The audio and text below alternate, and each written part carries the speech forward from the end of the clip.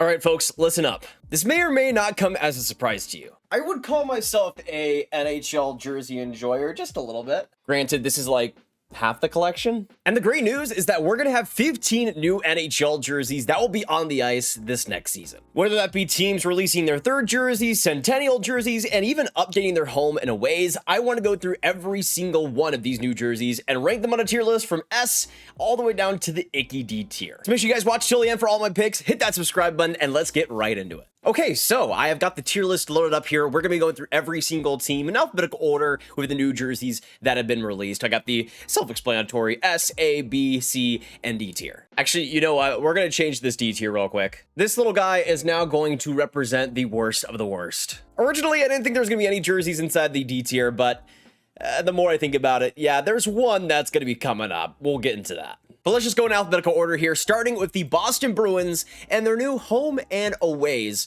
for the 2026 season. Now, the Bruins have been flirting with this 80s, 70s classic look for a while now. You had the 2024 Centennial jersey, which, even though it was a bit different on the ends of the sleeves and the bottom, you had pretty much the same exact logo, the same exact striping, just not fully brought back into their home and aways. But they brought it back for a good reason. It's very classic, clean. You, of course, have the Happy Gilmore fame, and it's one of those jerseys that just transcends the sport. I was personally somebody that didn't really mind the previous Bruins jerseys. I thought they were still very, very good. The Bruins have not really had many misses in their history, but this is, of course, still one of their best. So even though it isn't a groundbreaking move and it's not super original by any means, it's still one of the best jerseys out there and gets an S tier for me. Now we get into one of my favorites that has been revealed recently, and that is the Red Wings' new Centennial jersey. Now, I did dock some points for the Bruins not really being all that original, and the Red Wings are the epitome of not really changing things up with their jerseys, but I think considering that history, this is pretty unique. You got the brown captain and assistant patches, plus you have the little crest there at the bottom with the Red Wings logo, and when it comes to the full equipment, you'll be having brown gloves, I think brown pants as well, so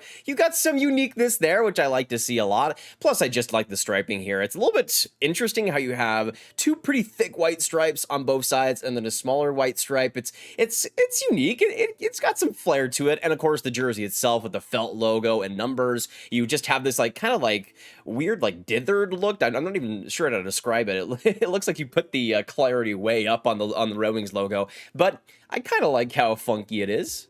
Again, I'm not expecting the Red Wings to put out like a blue jersey or anything or go against their identity. This is about as interesting as the Red Wings will get, but I just think it looks really, really good. It's got some uniqueness to it, and I'm just a sucker for any like brown pants, gloves, that kind of old school look, so it automatically gets a boost for me. I will say, I think this goes right at the top of S tier. So far, my favorite, and so far, we're starting out pretty good here. I hate to say it, though, because at the next place position, we have the Carolina Hurricanes' new away jerseys. And you know how a couple minutes ago, I said that there would be a trash tier? Well, you don't have to wait too long. The Canes' entire identity and just how much it feels like they change things up constantly just to change things up kind of annoys me, to be honest. I think when it comes to the colors and the potential, there is so much they could do, and I think I like the current home black jersey, but the aways have always been something that's felt like the Canes haven't been satisfied with. Over the years, they've changed it quite a bit. From the late 2010s, you had this kind of simple stylistic approach where you have the normal Canes logo on there, some black also infused. Then you have the new one the Canes introduced a few years back where you had the Canes word mark and then also the little pattern there on the bottom, which some parts were interesting, but the word mark, in all honesty, just kind of felt a bit tacky and kind of against their identity a bit. And now you have this new one, which features a lot more black than what we've seen before, and even though I think it was a good idea on paper, in practice, I just don't think these look good at all. For one of my biggest pet peeves is when numbers aren't very legible, when they're hard to read, when they're hard to see at a glance. And you can see, one of the worst ideas ever is having red and black lettering. You can see, it's just so hard to see. It's so hard to read, especially on broadcast or even when you're in the game at the stadium. It's just one of those combinations that I just think is just a bad decision, simply put. But the rest of the jersey just doesn't quite work for me. You have this weird, like, kind of grayish black coming off the side, and to me, the biggest problem with this is the logo. I think for the Hurricanes, the logo is it's okay, but I don't really like the black kind of replacing the white of where it would be originally. Again, interesting idea, but I think it might have worked better maybe if it was a pure black jersey, perhaps. I think in a lot of ways, it just doesn't look right. Something is off about this thing, and it's hard to really place. I just don't think it really looks that good in game. I don't think it really looks that good on the broadcast. I don't think it really looks that good with the picture right here. I just think it was a complete miss after a couple of missteps beforehand. If the Canes are trying to go in a direction where there's more black introduced into the jerseys, I think that's a fine concept. But again, I just think the execution was a bit off here. And yeah, you know where it's going. Next up, we go on to the Edmonton Oilers third jersey that was recently released over the last couple weeks. I think it was leaked about a month ago. It looked horrible in those pictures. And I will say, I think out of all the jerseys that we're going to talk about today, I think this is the one that goes the most overrated pretty easily. The one thing that does piss me off a little bit when it comes to this jersey, though, is the imbalance in the fonts. You have this very, like, royal, almost old-timey Oilers wordmark coming across the middle. But then when it comes to the numbers and the lettering, it's almost like this very robotic, very, like, a very futuristic kind of look and font. And I just don't think those really clash all that well. I actually really like both of them individually. I think the Oilers wordmark is perfectly fine, and it's got some interesting flares on the O and, like, the S. You got some cursive going on there.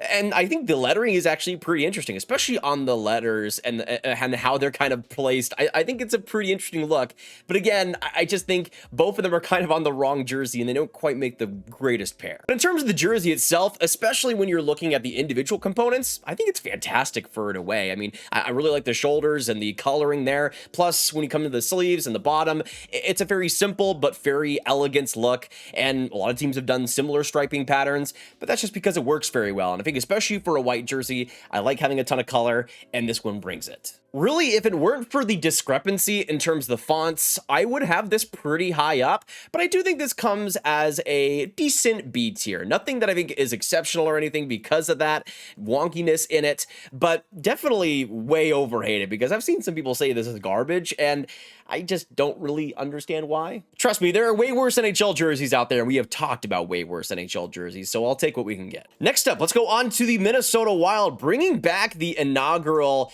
2000s look, and this is definitely an interesting move by Minnesota. You, of course, have the anniversary there, so it does make a lot of sense timing-wise. I think the reason why so many people have been endeared by this jersey so far is, of course, nostalgia, but also the Wild have been going in a much more green direction with their jerseys recently, and we haven't quite seen the red and especially the gold in such a long time, at least in this way. And I think it just reminds us of a time where jerseys weren't afraid to be just weird as hell. I mean, you see the word mark and just how weird the font is and the stripes coming down. It's just so of its time. Even though I would much prefer what the Wild still have today, I think this is a great jersey to bring back. And of course, for the 25th anniversary, makes a ton of sense. It's going to sell a ton, especially the Kaprizov version. It looks sick there. And even though I think the font, especially in the lettering, really carries it for me, the rest of the jersey still works. This is an extremely high B tier, could touch low A, but the competition is pretty fierce. Speaking of which, we also have another throwback anniversary jersey. With the New York Rangers celebrating their 100th anniversary, we have a new jersey to commemorate it. Like the Red Wings, we're not going to see something that is extremely unique or anything with the Rangers, but of course with this 100th anniversary jersey, we get a massive throwback to the originals from 1926. And yeah, when you get this side-by-side, it's pretty faithful. But this is a very solid one. You don't need to fix what's not broken. It is a very sleek design still to this day, and I think the white and that kind of off-color white gives it some flair that it wouldn't have had otherwise. I will say, at first, I was a bit dissatisfied with the white collar on this one. White collars are a bit of a hit or miss topic for me, but the more I look at it, the more I think it works. I think it was just because I kept seeing this picture of Mark Messier being photographed with the jersey on, and for some reason in this picture, it's got some weird coloring with the blue, and the collar is just humongous on him, so I don't know if that's going to be the case for everybody, but I think that was the reason why. I think ultimately this is going to be a very solid A tier for me. Again, the originality isn't quite there, and it's very similar to basically every single Rangers jersey we have, but at the end of the day, it's still a good look. Next up, let's move on to the Ottawa Senators third jersey, and I wanted to find a more official picture for this, but they're still somehow not selling this thing. But this jersey, it feels like we've known about for years now somehow. It got leaked like months and months back. It looked absolutely awful, just dreadful. And even though I'm still not the biggest fan in the world, it's okay. I think the biggest issue with this jersey is just the coloring. If this was a white jersey, an away jersey, I think this would be maybe even S tier for me. But I just don't like the red. And I get that it had to be this way. You're not going to make like a completely yellow jersey or anything. I think that would look a little awkward. And with how much they're using the black, I think that would have also looked a little bit tacky too. So I understand that. But again, just replace the red for white.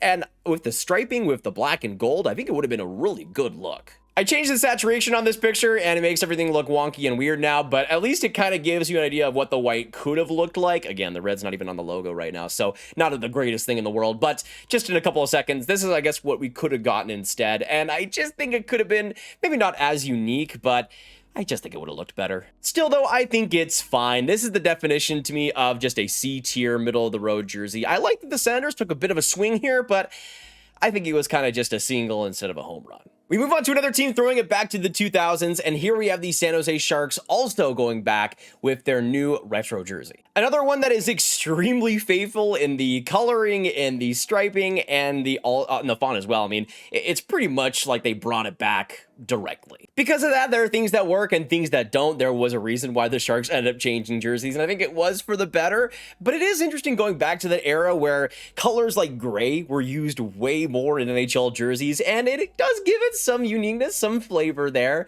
even though still not my favorite. Ultimately, I much prefer the Sharks inaugural designs, but the Sharks have already gone back to that for a 30th anniversary jersey, so there was only so much more you could do. And I will say, it's charming as heck with the logo and also the little fin coming out here with the black. It's very purposeful in its design and very shark-like, and I am glad it's being brought back. Even though it's not my favorite of the world, it's still a fun time. Ultimately, I have pretty similar thoughts with the Sharks and the Wild bringing back their 2000s looks. Very solid, even though not my favorite of either team's jerseys history. All right, now let's move on to a actual new jersey to talk about, and that is the Seattle Kraken's new third jersey. And this one, man, the potential is massive with glow-in-the-dark jerseys. I know Vegas has already done that before, but I don't mind another team taking a crack at it. And crap, wow, I did not plan for that, okay?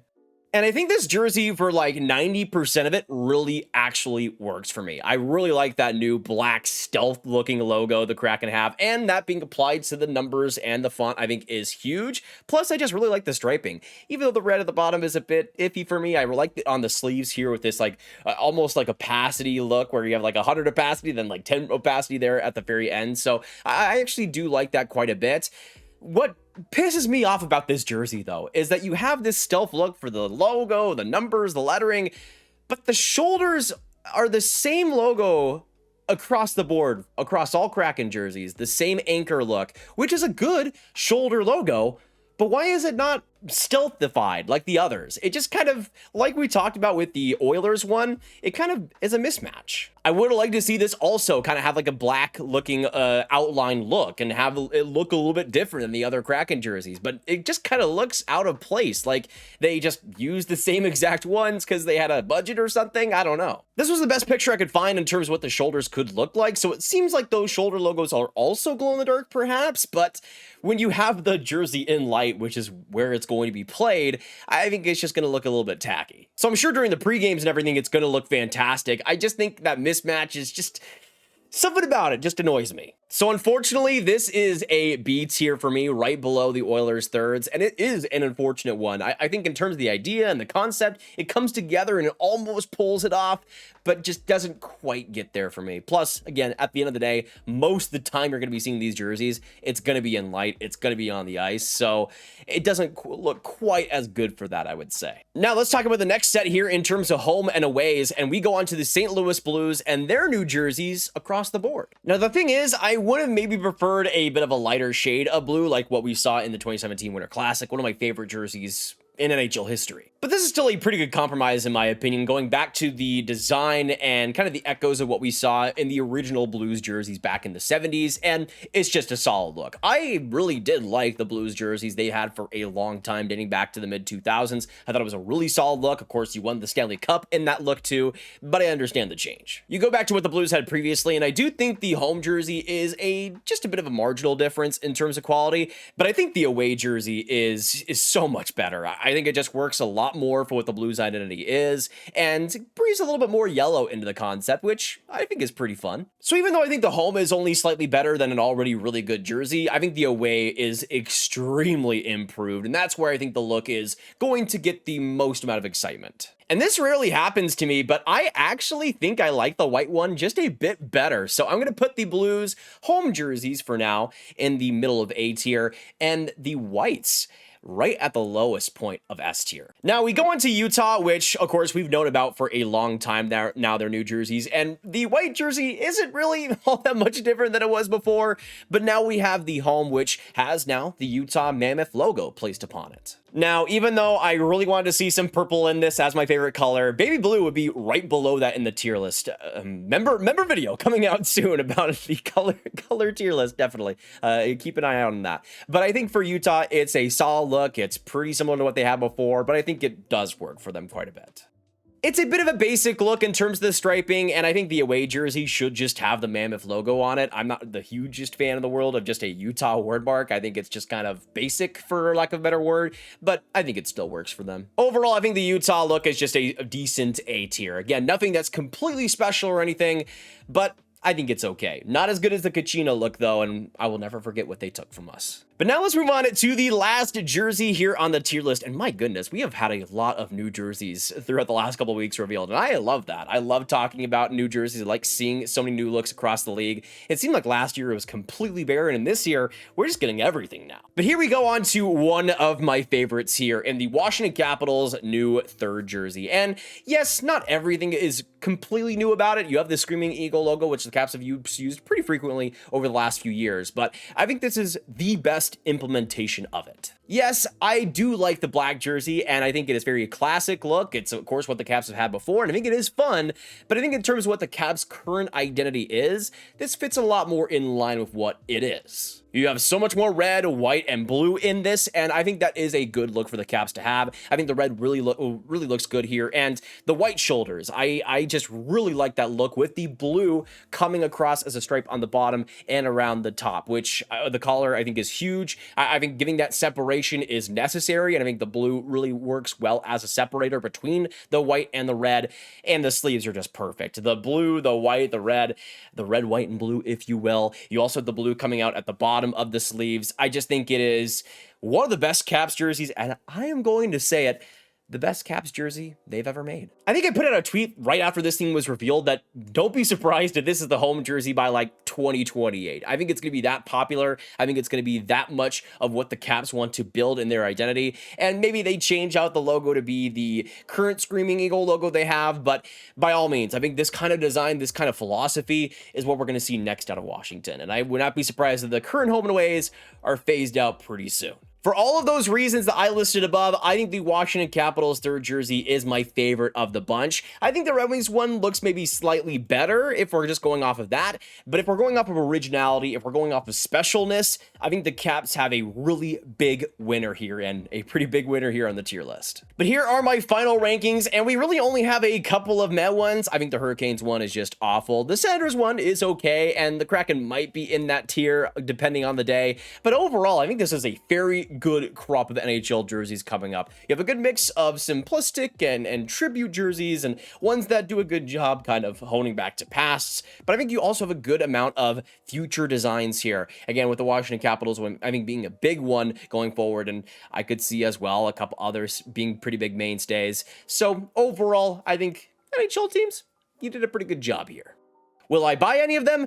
I don't think so. My days of buying $200 jerseys, I think, are over, and I think 200 is lucky for what you're going to get right now. But still, watching from afar, I do enjoy these quite a bit, especially the S and A tiers. Just hit after hit, and I love to see it. But that is my tier list for the new jerseys we have seen revealed that will be played in 2025, 26, and beyond. Thank you guys so much for tuning in. If you guys enjoyed, make sure to hit that like button, hit that subscribe button, and hit the notification bell. Comment down below your thoughts on all the jerseys we've seen revealed. What do you think of, if your team revealed a new one, what do you think about them? Do you think it's a good? Do you think it's a bad one? And what do you think about my rankings? What do you agree? What do you disagree with? Let me know your thoughts down below, and what would be in your S tier as well. Comment your thoughts, and of course, share the video with all the hockey fans you guys know online. Make sure you hit that like button, hit that subscribe button, hit the notification bell for more videos just like this. And a big shout out to all the current members. Their names will be up here on the screen. If you want to become a member, it's just a couple bucks per month. You get exclusive shout outs in videos, exclusive member videos every single week, plus custom emoji that you can use in the comments down below. So thank you guys so much for that.